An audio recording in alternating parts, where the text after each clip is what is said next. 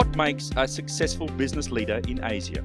The region boasts some of the world's toughest markets, and Achal Agarwal, former COO of PepsiCo's China operations, now president of Kimberly Clark Asia-Pacific, has over 30 years of experience working in many of them. A Fortune 500 company, Kimberly Clark posted global sales of $19.7 billion in 2014, with Asia-Pacific its fastest growing and most profitable region. In a talk at NUS Business School, Agarwal set out his fundamentals for business leadership. The starting point, he says, is having a shared vision.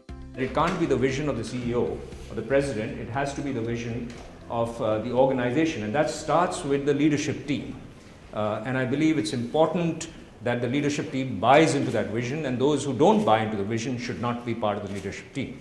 With that vision in mind, he says the next critical factor is having a strategy that is credible. When we put up the strategy, do people believe that if we follow that strategy, we will achieve our vision or not? And to me, that's really important, because when there's belief, then when you hit a bump, that belief takes you through the bump. Putting that strategy into action is the litmus test for any leader. For Agarwal, execution is all about problem solving. The differentiation between a great company and a company which can't make it is in the execution. Strategy is in many ways guided, or should be guided, by the execution. It's an iterative process, right? You put out a strategy, you put out a plan, you go and do stuff, and then when you do stuff, you learn from that and you go back and revisit your strategy and you change your strategy. So execution, I think, is key. Strategy is relatively easy. One of Achal Agarwal's achievements has been Kimberly Clark Asia's push into the digital realm, and in particular e-commerce. In Korea, 70% of their business is now done online. In China, it's 35%. And with Asia Pacific now accounting for nearly half of the world's total online population, Agarwal warns that business leaders need to be paranoid about staying ahead of the curve. But what I do know is that it's important, and what I do know is that you've got to resource that adequately, and therefore my role as a leader needs to be to make sure that there are enough resources in that space, and if my leaders who report to me are conservative about that, I push their thinking, and therefore they do put that resource in. Kimberly Clark is a truly global player. Every day, it says, a quarter of the world's population use its products. With brands such as Kleenex, Scott and Huggies, it includes many household names.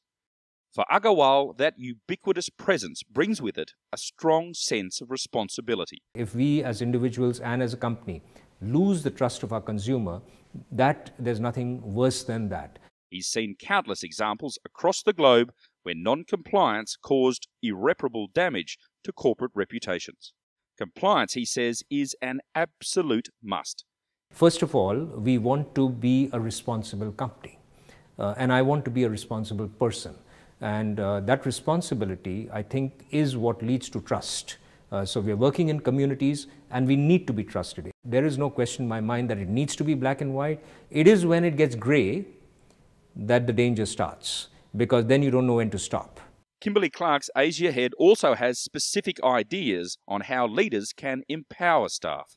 He practices a model in which country teams run their operation whilst being steered by compact regional teams with an entrepreneurial spirit. The role of the region team then becomes to add value to the country teams. And adding value is not a function of how many people you have. Adding value is based on your experience and how good a leader you are and how you can influence. And so that doesn't require a lot of people. And the benefit of having a small team, therefore, is that you don't create work for the countries. You add value. You're highly prioritized. You don't create a bureaucracy.